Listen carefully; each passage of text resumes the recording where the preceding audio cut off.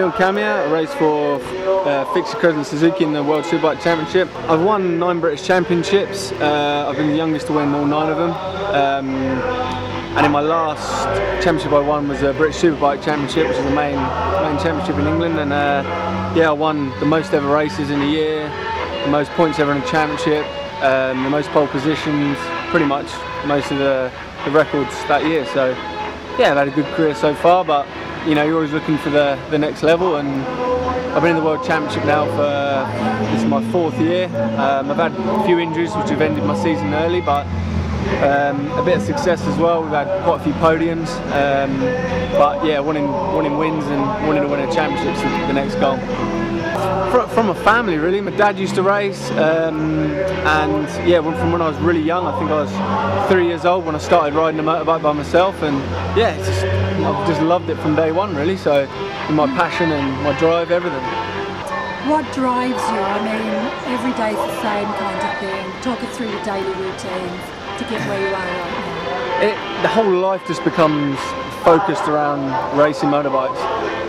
Every day's training schedules, diet programs, everything is just fully focused to be the best you can possibly be. Whole life has just been sacrificed for what I want, but it's, you know, it doesn't become a problem because it's what I want. Rather than when I was younger, going out, wanting to go out with friends and partying and all this, I want to train, I want to be the best I can. So it's not really a sacrifice, if you know what I mean. Top speeds are, I think we hit 340 kilometers an hour, which is over 200 mile an hour. What the hell are you thinking? Take us through the Try not to think about it. You know, you can't think about the speed, you can't be scared or intimidated by that, because the slightest bit of hesitation or scaredness, you're not going to perform at the level you need to perform at. So you have to find the limit of riding the motorbike and then try and find new ways of pushing that limit. So if you're a little bit scared, you're never going to make it to the World Championship. You're never going to make it to a good level at all if you have any scared. So yeah, but that's something you work on for years and years and years. And when you say we, what do you mean by that? Is that just you alone? You've got a team behind you? Yeah, I mean, you have people help you through your career, you know, older riders, more experienced, team managers, people with experience try and help you, point you in the right direction, but ultimately you have to find your own direction, what makes you perform better. And you know, you can try 10 things that work for other people and they don't work for you. So you have to understand it yourself and be smart enough to understand what you need to go fast. I can feel the slightest change in suspension, the slightest change in tyres. You can feel everything, you know. If the rear ride height, the rear is 1 millimetre higher in ride height, I can feel everything. So, I mean, you could say a bike physically is worth maybe a few $100 grand, 200 grand, something like this, but the problem is the development behind it. It costs millions in the end to get the bike to where it is. You're looking a tad injured this morning. Yeah. What's happened to you? I had a big crash in Turkey in the last race.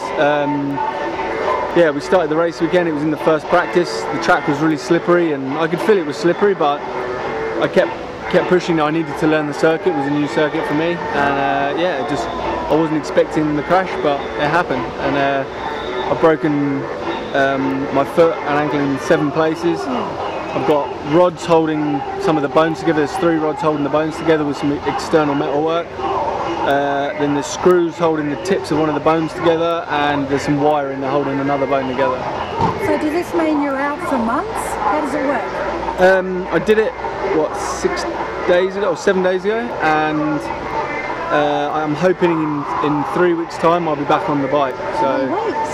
Yeah, we have to have, as soon as the bones start to heal together good enough, we take the metal work out, and in this time I'm going to be hyperbaric chambers, cryogenic therapy, magnetic therapy, everything to try and get the bone to heal back as good as possible, controlling everything with diet again, and hopefully I can be back in 3 weeks.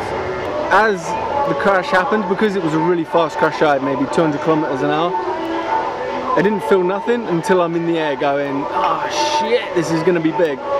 Then you hit the ground and you know it's hurting every time you tumble or hit something.